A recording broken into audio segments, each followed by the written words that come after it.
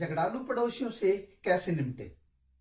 इस वीडियो में हम ये बताएंगे, इस बात पे चर्चा करेंगे कि झगड़ालू पड़ोसियों से कैसे निपटे। नमस्कार दोस्तों, आज की वीडियो में मैं आपका स्वागत करता हूं। तो देखिए दोस्तों, होता क्या है कि हम पड़ोसियों को दो कैटेगरी में बांटते हैं। पहला वो जो सामने से झगड़ते हैं, गालियां देते हैं, इस तरह के होते हैं। दूसरा, कुछ इस तरह के पड़ोसी होते हैं जो एकदम शांत होते हैं, कोल्ड वार करते हैं, शीत युद्ध करते हैं।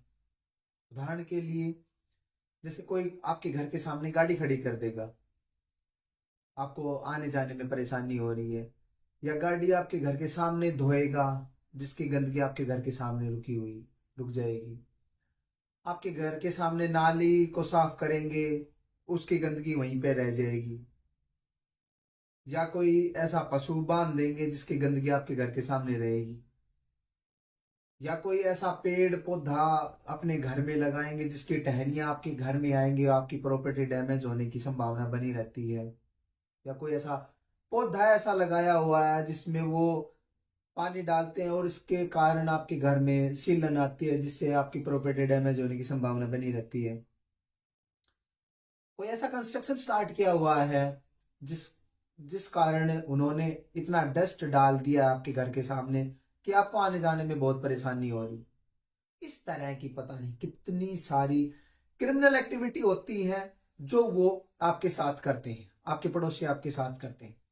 ऐसे पड़ोसियों को सबक कैसे सिखाएं, ये हमारे निजी जिंदगी में बहुत ही चलन हो गया है।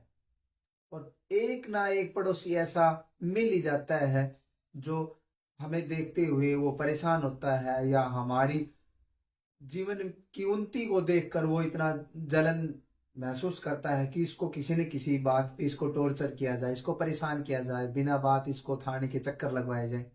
तो ऐसे पड़ोसियों को सबक कैसे सिखाए।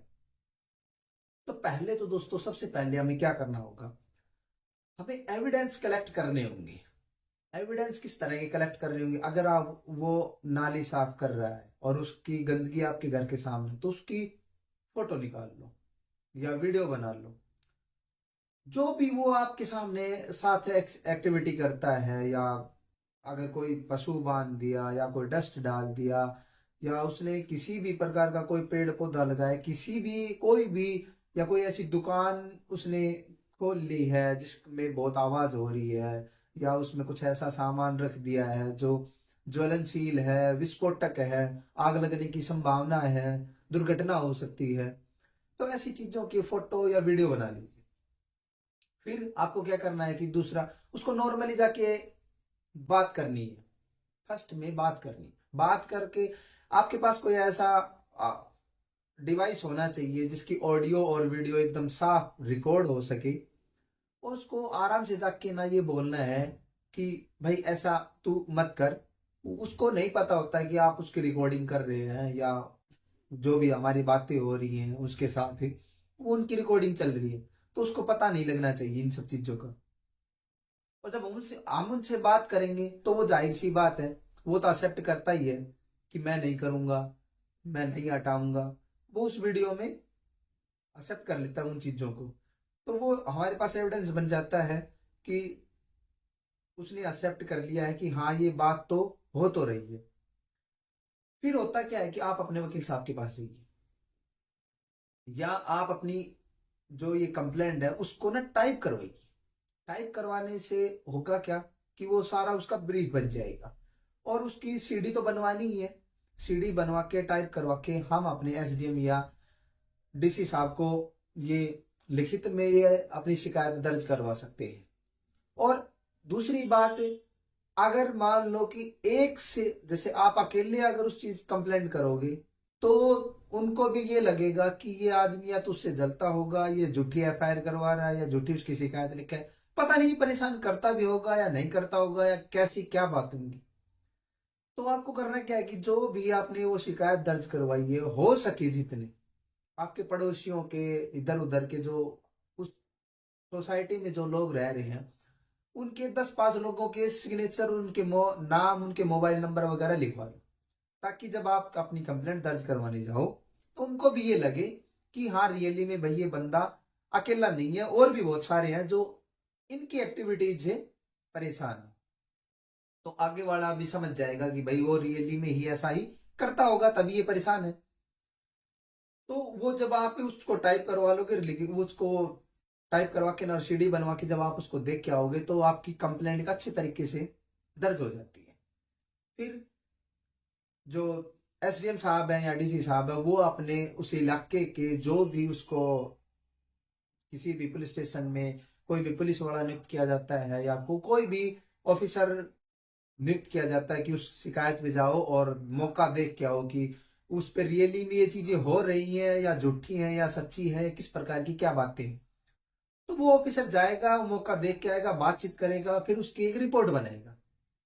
रिपोर्ट बना के ना वो उसको आगे सबमिट करता है डीसी साहब के या एसडीएम साहब के, जो भी उनका ऑफिसर होता है, उसको वहां पे वो सबमिट करता है। सबमिट करने के बाद थोड़े दिन के बाद देखते हो कि आपका पड़ोसी फिर से नहीं मानता, वो फिर अपनी हरकतों से बाज नहीं आता और वो उसी प्रकार की बातें फिर करने लग जाता है। आप दोबारा से उसकी एक कॉपी बना के ना वही चीजें दोबारा से करके आओ।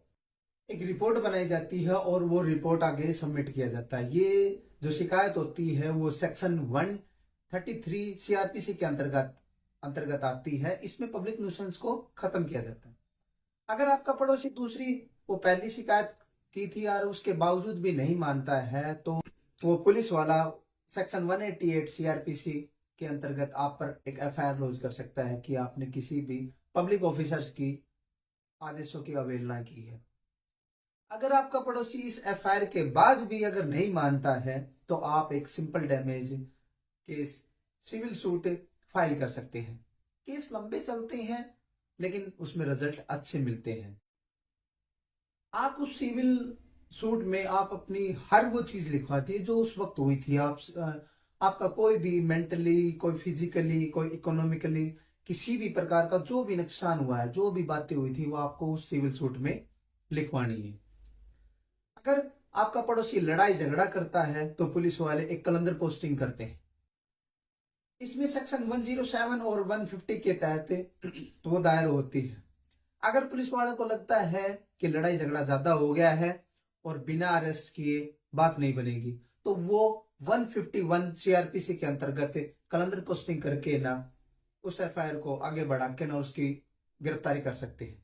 कलंदर पोस्टिंग आपके एरिया के एसीपी साहब को, एसडीएम साहब को दी हुई स्पेशल एग्जीक्यूटिव पावर होती है। इसके अलावा मिसचीफ पुलिस कंप्लेंट भी करवा के एफआईआर लॉन्च करवा सकते हैं। इसमें पुलिस के थ्रू एफआईआर लॉन्च नहीं होती है, इसमें कोर्ट के थ्रू आपको एफआईआर लॉन्च करवानी होती है। कोर्ट से परमिशन लेनी पड़ती है, तब आपकी एफआईआर लॉन्च होती है। क्योंकि ये जो ऑफेंस हुआ है ये नॉन कॉग्निजेबल ऑफेंस है, इसलिए कोर्ट की परमिशन जरूरी है। मिसचीफ सेक्शन 426 आईपीसी के तहत होती है। इसमें 3 महीने की सजा और फाइन होती है। अगर आपका पड़ोसी आपका कोई भी फाइनेंशियली प्रॉपर्टी डैमेज करता है, तो आपको 427 आईपीसी के तहत आप उस पर एफआईआर लॉन्च करवा सकते हो और उसकी केस कर सकते हो।